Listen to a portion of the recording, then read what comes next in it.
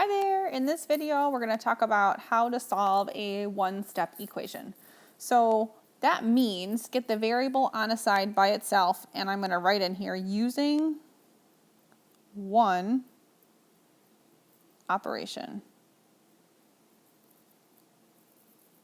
And we're going to stick with our four basic operations, which are add, subtract, multiply, and divide. So that's what it means by operation. So just one of those things I'm going to use to get my variable on a side by itself. So here are some things that we want to review or make sure that we kind of have an understanding of before we actually do this solving thing. So you may have learned before about this thing called the additive identity. Okay, the additive identity is 0. So what does that mean to you? It means, and you know this already, you know, like if I took a number, 3, and I add 0 to it, I end up with my same number, 3, okay? All right, and then we have our multiplicative identity, which is, whoops, here, this next part right here, and the multiplicative identity is 1.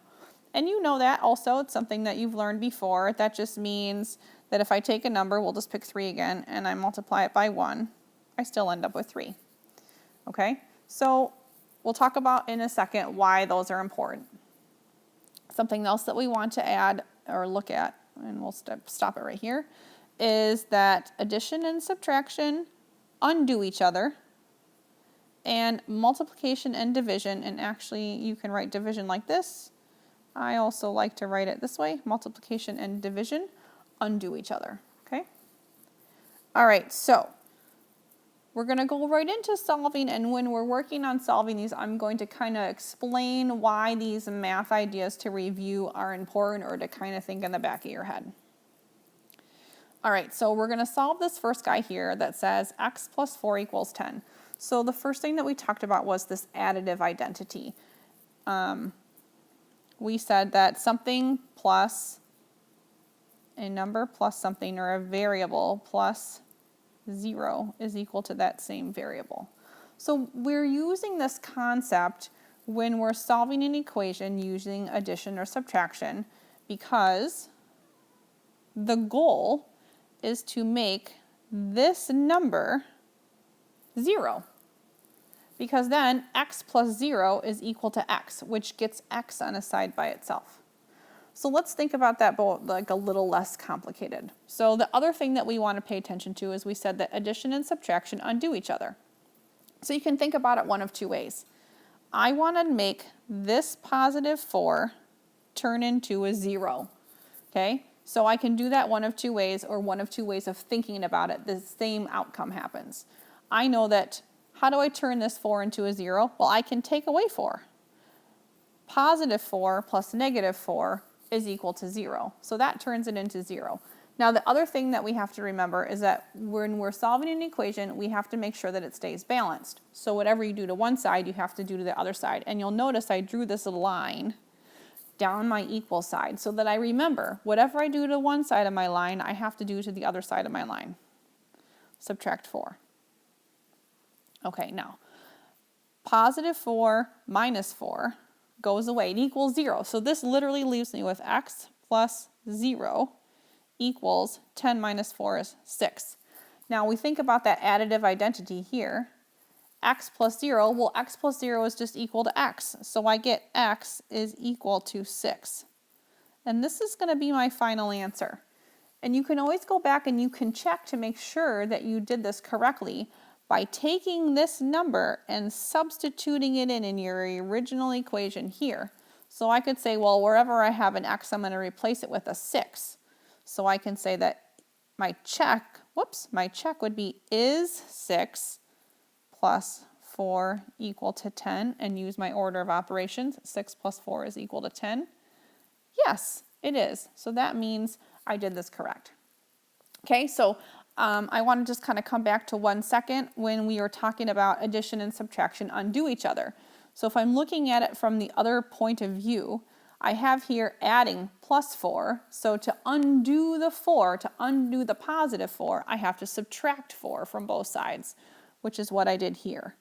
And you can think about it both either way that makes more sense to you. How do you make this equal 0? Or what undoes positive 4?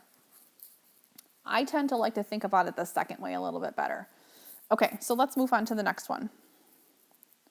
I have y minus 8 equals negative 2. So I'm going to draw a line down my equals. I'm going to make it red.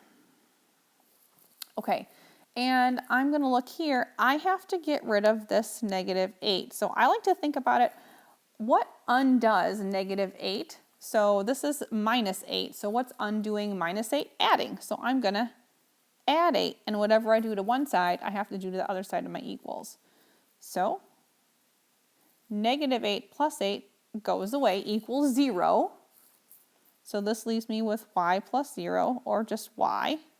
And negative 2 plus 8 is equal to 6. And we know that y plus 0 is just y, using that additive identity. This step right here, by the way, is extra. You don't have to write this out. This is just so that you kind of understand how it works. All right, moving on to the next problem. I'm going to put my line down the middle. This time I'm using a blue line. We're going to scooch it up here so we can see our work. So this says negative 5. When there's a negative 5 next to the variable, does that mean negative 5 plus w, negative 5 minus w, negative 5 times w, or negative 5 divided by w?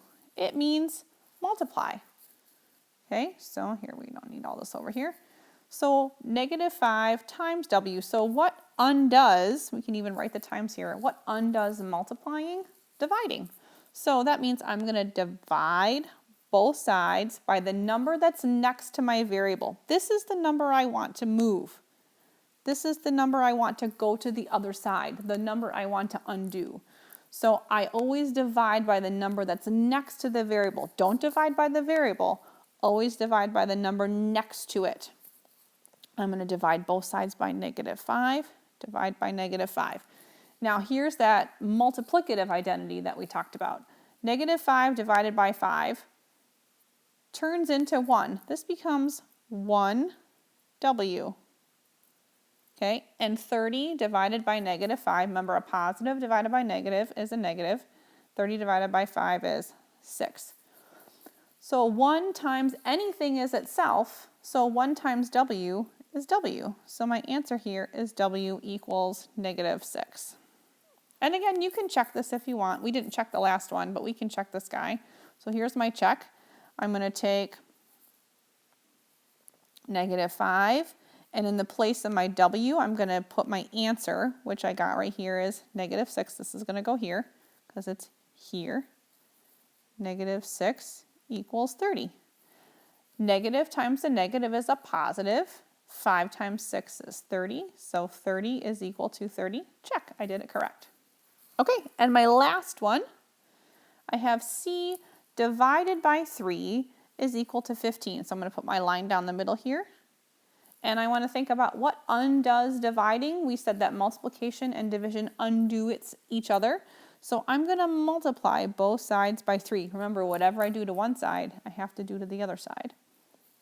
Okay, so 3 divided by 3 here is equal to 1. So I get 1 times c is equal to 15 times 3, which is 45. And by the way, it's okay if you need to use a calculator to get that. And remember that multiplicative identity that we talked about, 1 times c, 1 times anything is itself, so this becomes c is equal to 45. Again, you can check this, and remember that this is an optional step. You do not have to write it out. It's just to help you kind of understand the process. If you have any questions, please let me know. Good luck.